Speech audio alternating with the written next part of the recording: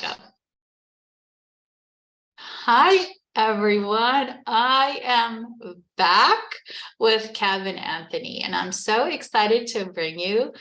This is one of our amazing three men that have shown up for our Sacred Partnership Summit to share and to support and to contribute. And I'm so excited to dive into our conversations today. Hi, Kevin. So awesome to have you. Thank you for being here. You're welcome. Thanks for having me. Yes, I want to tell the audience a little bit about you because I loved reading your bio, and I want to just tell them that, first of all, what I found most impressive about you is that you are a second-degree black belt in Japanese swordsmanship. That's so cool. Not something you hear every day. Yeah, exactly. And I love that because I trained in Japanese martial arts in my teens, and it was just life-changing. And you also trained in hand-to-hand martial art combat and weapons use. And so that's like a real expression of the warrior, the masculine warrior. And so I'm excited to talk about that. And I see also that you have this name, the Truth Warrior, which I love. Thank you. Yeah, Celine, my wife, gave me that nickname. Yes, yes, the Truth Warrior. And you were a former tech guy who turned a men's relationship coach and certified tantra counselor. And you're a modern day warrior who brings both his heart and sword of truth. How profound is that? Thank you to everything you do. And you spent 20 years on personal growth and a quest to redefine and discover what it means to be a man and a warrior. And I just want to thank you from the bottom of my heart for doing that quest and that work, because it is a contribution, I know, to men and women everywhere, as that is the sacred path of the masculine in many ways. Um, you're the co-creator of the course Power and Mastery with Celine, who was your lover and wife and who's now passed on, and we'll discuss that as well. And the Intimacy Angel, which is the complete training to develop man's stamina, boost his confidence, and enhance his sexual abilities. And you are also the host of the Love Lab podcast, which is amazing. And your passion is for men. You mostly work with men, but you are really in the realm of helping men discover the hero's journey of being the warrior and learning how to deeply connect to their partner and allow intimacy to show up in all areas of their life while still feeling balanced as a man. So huge, so important. Thank you for bringing your wisdom to us. It's primarily going to be women on the summit, but it's absolutely perfect, I think, because we need this kind of understanding, because this is a big part of what men go through and need to go through, I think, for their health. So thank you so much for being here, Kevin.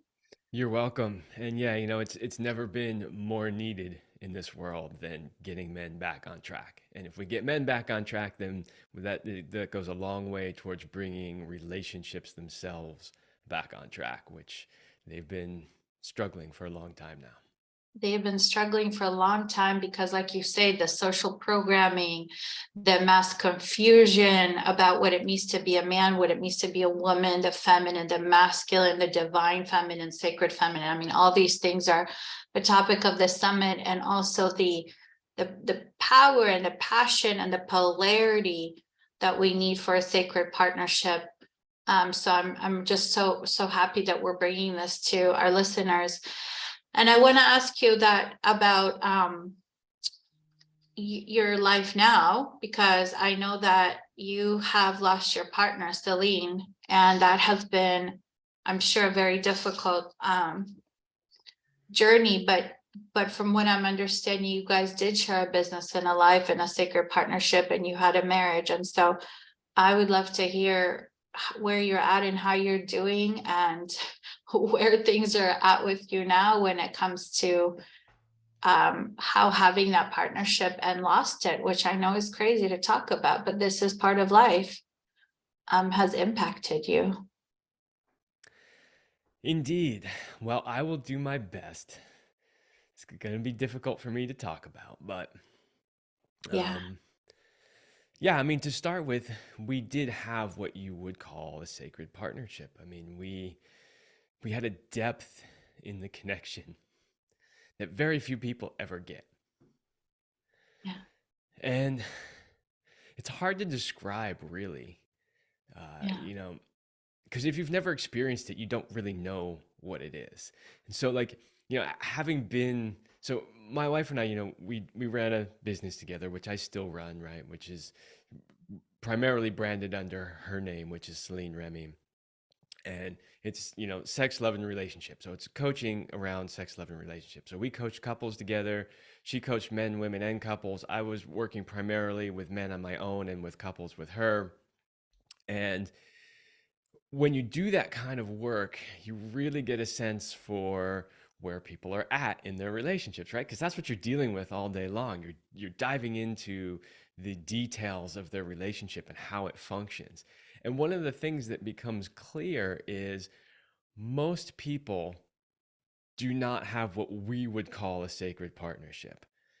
And yeah. what also becomes clear is many of, I don't know about many of them, at least some of them think they do, but they don't really, because they don't really know what a sacred partnership is. Mhm. And it's kind of cliche. You see it in every, rom-com movie ever made, right? Where they say, well, how did you know that he was the right one? And she says, I just knew, right? But there is actually something to that. When you meet the right person, there's just this like, oh yeah, uh-huh, right, this is it. And so the reason I bring that up is because a lot of people think they're in a sacred partnership because they've never actually experienced the real thing. And if they do experience the real thing, all of a sudden they go, oh, I get it now. This is it, right? So it's somewhat hard to explain if you've never experienced it, but there are some key points to what it's like to be in a sacred partnership. In one of them is like you just know like this is the one. Another part of it is, you know, from the moment we got together, we're just like there was never any doubt whatsoever that we would be together for the rest of our lives.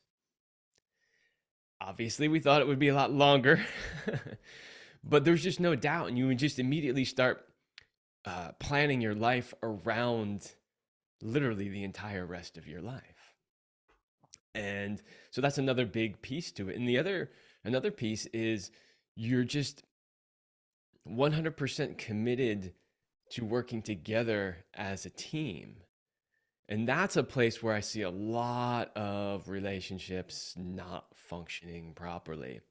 They're not working together as a team. Sometimes they are on certain things, and then other times they're competing with each other. Other times they've got completely separate interests, and it really makes it challenging.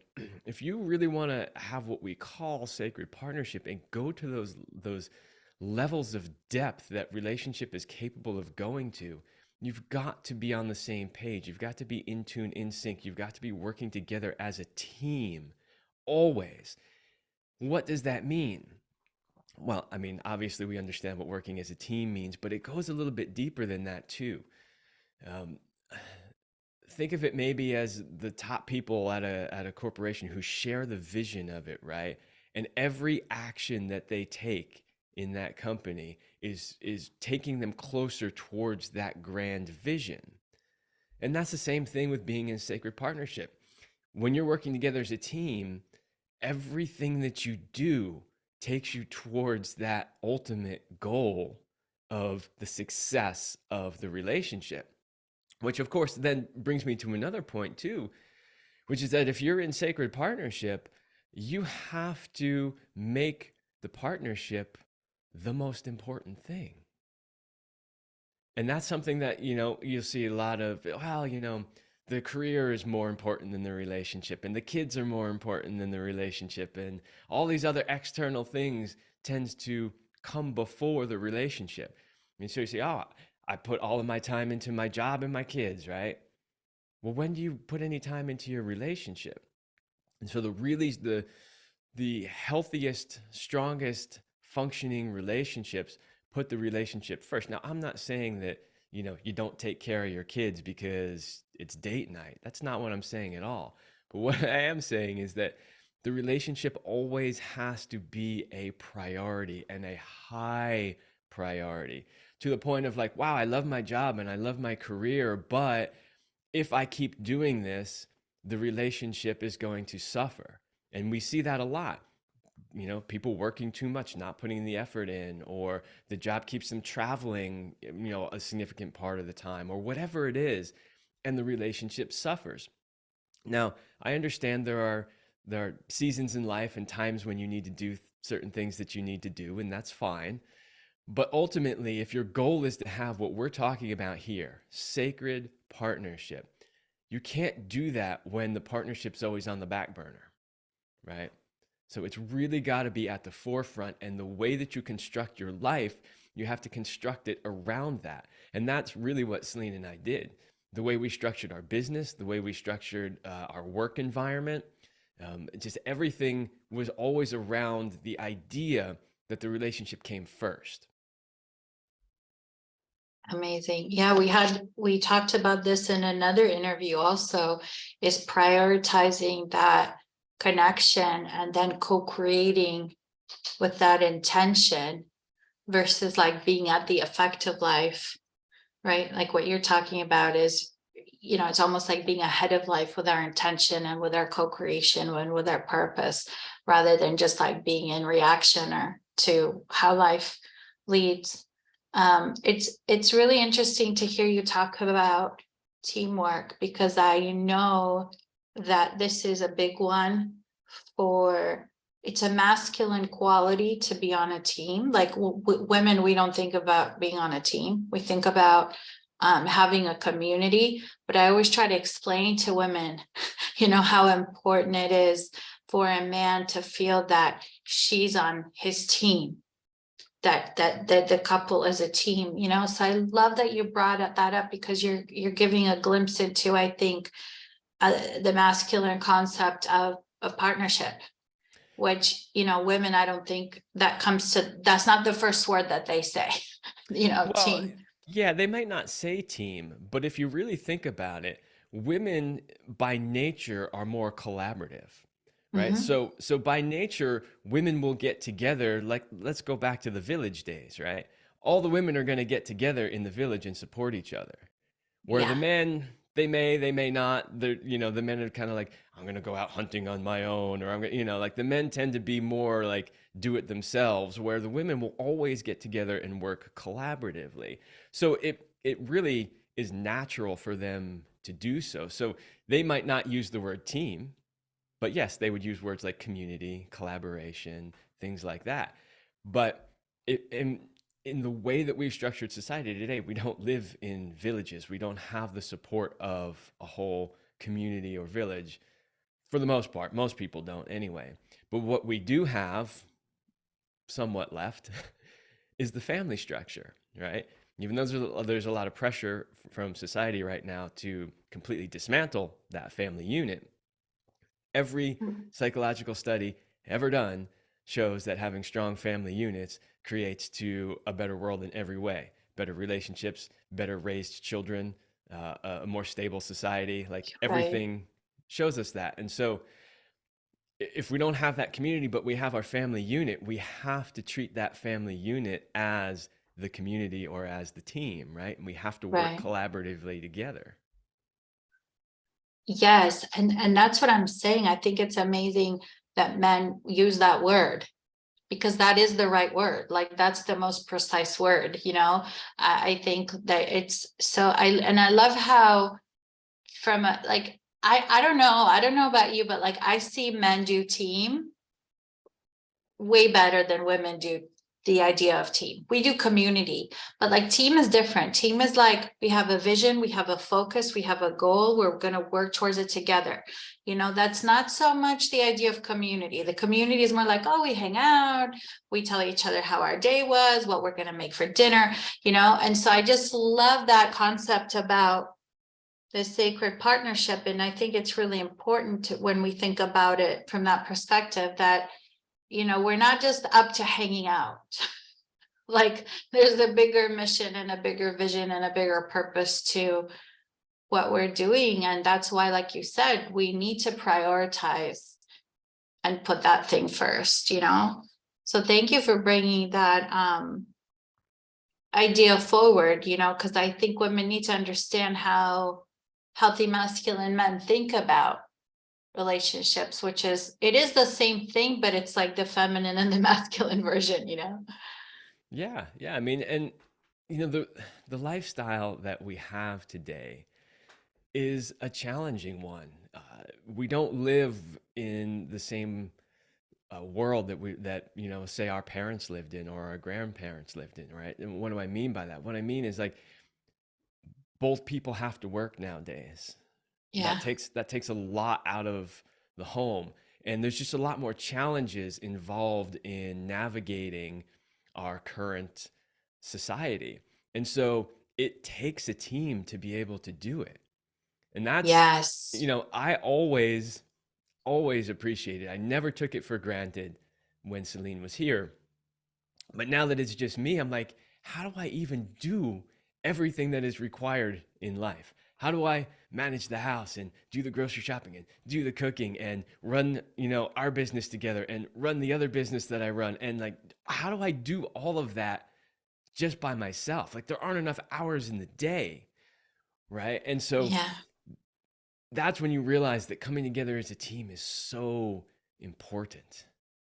Yes, and there's a synergy in that, which I want to talk about with like that word synergy, because you know, it's not just like a symbiosis of like, okay, 1 + 1 is 2, but there's a synergy of like 1 + 1 is more than 2, it's 500, because Yep. suddenly you're activated in ways that you wouldn't be if you didn't have that feminine sacred partnership, and vice, or at least that's what I've experienced in my relationship, you know, or and she's probably getting supported and seen and held in ways that she wouldn't if she didn't have. And so the combination of the two isn't two, Yeah. it adds up to way more than two.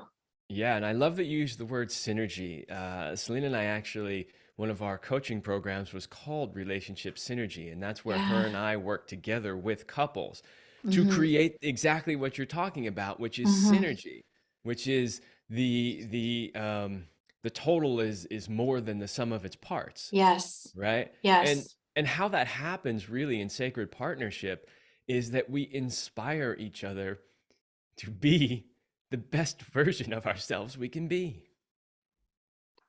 Right. Yeah. Because there's somebody there that is doing life with you now. And you just like, I don't know, at least in my case, I just want to be like more than I would have been on my own. Like, because I want to be more for him, for our daughter, like, but it's just like so amazing Exactly. to have that S- inspiration. Celine used to say that each partner should be giving 60% to the relationship and receiving 40%. So obviously, if you have two people both giving 60%, right, you got more than 100%. So Yeah. this is how the total can be more than the sum of its parts, right? Because you Yeah. want to give to the relationship as much as you can, and you want to see your partner thrive and be successful. And you know that if they Exactly. are, it's going to come back to you as well. Exactly. Yeah. Absolutely. And we were talking about that passion, like nourishing our own passion, because that nourishes the relationship passion. And that's actually one of the themes of the summit that I wanted to touch on. Do you think, um, what do you think about polarity? Do we need polarity? Do we need a masculine and a feminine, or can we just be um androgynous in our relationships?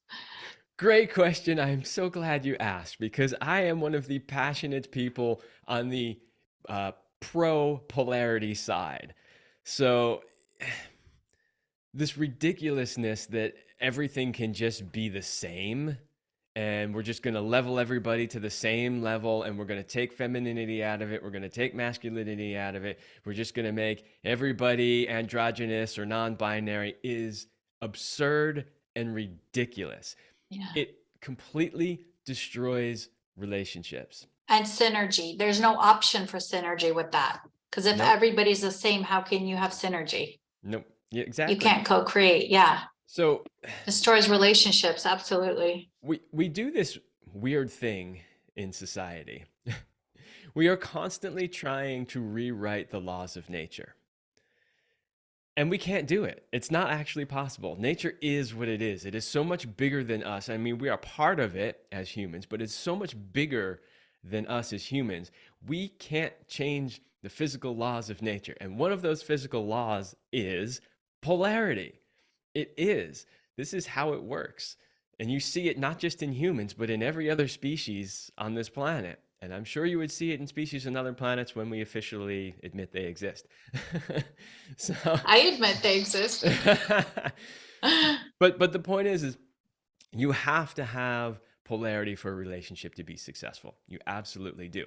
Now, when we talk about polarity, it's a little bit better to have that conversation to separate masculine and feminine energy from male and female anatomy, because you do see out there in the world same-sex couples, or I don't even know how to describe this, but I've seen couples where the uh, woman who was born a woman becomes a man, and the man who was born a man becomes a woman. So they're technically in a masculine feminine relationship, but they're reversed.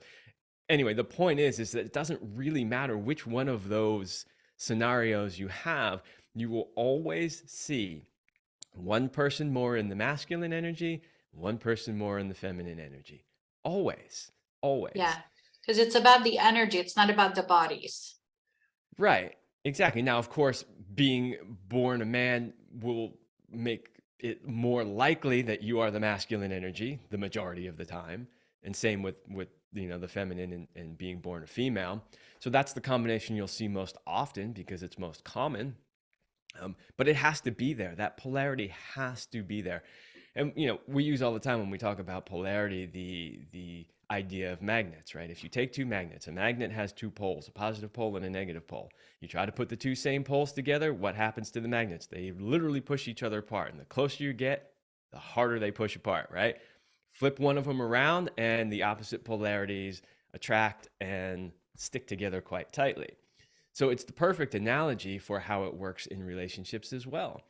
You need to have opposite polarities in order to really truly have that spark, that dynamic, that part of a relationship that makes it exciting and fun and interesting and literally draws you to that person, where you can't wait to see them, you can't wait to be with them, you can't wait to make love with them. All of that comes from that polarity. And so when you see relationships that don't have polarity, what do these people describe? Well, I'm not that attracted to her, or I don't feel that attraction. There's no spark anymore. We don't make love anymore. It's just all of that is lost when that polarity gets lost. Yeah, it's exactly. So I'm hearing you say like the polarity is what creates the passion. It's so polarity, yes, you need polarity to have that passion, that draw, that attraction, but that's not the only thing that needs to be there. And I want to make that clear too. And a big part of the work that Celine and I did was helping couples reclaim that passion and giving them techniques and tools that they can use to bring it alive again. Because what tends to happen for a lot of people is they have polarity in the beginning when they first meet, right? You have that attraction, like, oh my God, I can't wait to see them. I can't wait to rip their clothes off. Oh yeah. And then 5 years down the road, 10 years down the road, a couple of kids down the road, they're like, yeah, whatever. We haven't had sex in a month. She never wants it anyway, right? They get into that kind of rut, but it doesn't have to be that way.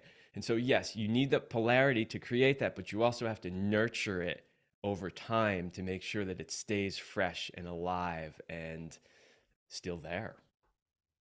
Yeah. Because so would you say that if, let's say it's a couple after years trying to recreate passion, is it possible without polarity to recreate that passion again? Ooh, that's a great question. I, I'd say that they could reclaim some of it, but if they don't adjust the polarity in the relationship, Mhm, they're never going to really well, assuming that they had it fully to begin with, they're never really going to mhm. reclaim that full, spark that they had in the beginning. And yeah, how far they could go with that, that's a good question. I mean, because you need the polarity there, you just do. Yeah, you just do. And when you talked about you guys having businesses and a home and all these things, one of the things that I think has always been a topic for me, because I have my own business. My husband had his own business. The power dynamics, like, does it shift the power dynamics? Does it take people out of polarity? Like, does it masculinize the woman and make the man feminine? And then how do you navigate those in the context of running a life, running a business, having all those things? What are your thoughts on that? Yeah, that's another great question. You've got some really good ones today. So that's a great question, is how do you run a business together as a couple and not lose the polarity, not have, say, her become overly masculine or him become overly feminine? That is a somewhat tricky thing to do, but the way that you do it is you have really good communication, you have really good boundaries, you set clear roles for how you're going to function in the business. And those roles will often have to do with accepting your strengths, your weaknesses, and whether or not you're masculine or feminine. What do I mean by that? So, there are certain things that men and being masculine, like being masculine tends to make you better at that particular thing, and being feminine will Mm-hmm. tend to make you better at another particular thing. Like, just Mm-hmm. women are amazing mothers because they're very nurturing, and that doesn't mean men can't be nurturing, but women are just Mm-hmm. generally better at it, right? So you find those things when you're running the business, and you each take the roles that lend themselves to your strengths. And so I'll give you an example from our business. You know, Celine already had a successful business when we started together. And when we decided to merge what I was doing with what she was doing, she said, okay, we created a new entity, a new business entity, like a physical structure. And okay, you got to make some decisions when that happens, because somebody's got to go down on paper as the CEO, right, of a corporation, and somebody's got to, like, you got to figure all of this out. As successful and strong as she was already at the time, she said, "No, I believe you should be the CEO of the company." And I was like, I agree with that. Yes, I should be the CEO of the company. And just even setting up, the corporation and all of that kind of stuff. She's like, you've done this before. I think you should be the one to handle that aspect of it, right? And so she was really clear on where she could be most effective and where her skill set was and where mine was. And she was perfectly fine, even though she had already established a very successful business on her own. She didn't need to be like, well, I'm the one whose coaching business is more established than yours, and so I should be CEO and I should be running this and that. No, she didn't do that. She didn't step into that masculine role because she understood the dynamics of polarity and masculine and feminine. And she said, no, she said, you should be the CEO. You should take care of the corporate stuff. And I'm going to do my part over here. And so we divided up the tasks that it takes to run the business based on, where we both felt our skill sets were and where we felt most comfortable. And she was perfectly okay with doing what the feminine should do, which is opening up, receiving, and then directing and guiding from that place of an open receptiveness that is so powerful and yet so underrated. Women today think they got to put on the pantsuits with the shoulder pads in them and go out and compete with the men and tell them how it's going to be done.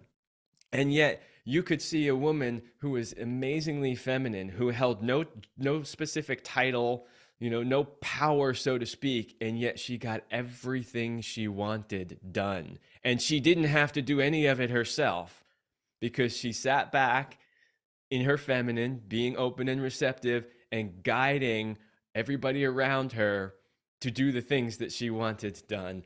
And and they did it thinking it was like the greatest thing in the world and their idea. Now, sometimes when I talk about that, people say, "Oh, that sounds really manipulative.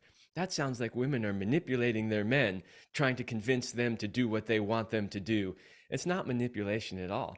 That's just how the feminine works. The feminine is open, she's receptive, and yet she's so powerful that we as the masculine just want to serve her, want to protect her, want to build things for her. We do it Yeah. of our own free will because we want to. Yes. Yes. So incredible. So amazing. I love all these topics. I think we could be here talking forever, but I want to let everybody know that you've given us the gift of free access to your passion vault at CelineRemy.com/vault. And the link is going to be below our interview here. And what does that give us, the free access to the passion vault? What's in the passion vault? There's lots of stuff in the Passion Vault. So, over the many years that Celine, myself, and the two of us have been doing coaching work around sex, love, and relationship, we've created tons of free content, and it's all there in the vault. There is a whole education on sex and relationships for free in that vault. Lots and lots of great stuff. There are videos, there are ebooks, there are articles, there's tons of stuff in there related to how to have the best sex, love, and relationship, and it's all for free in there. Amazing. Oh, Kevin, thank you so much for your generosity. I'm sure our listeners will be so happy to be able to access that. Thank you so much for being here. And thank you for giving us your wisdom and your inspiration and input on these topics. And thank you so much for continuing on this, sounds like, legacy that Celine had built, and bringing yourself fully to it and continuing that path, because I'm sure that hasn't always been easy to do alone when you had previously done with a partner. But I'm just so glad that people have you still in the realm of this, because you obviously are so full of knowledge and wisdom and experience and information. So thank you so much for being here. You're welcome. Thanks for having me. And one of the best things I can do to honor her is to continue the work. Yes. Yes. Thank you so much.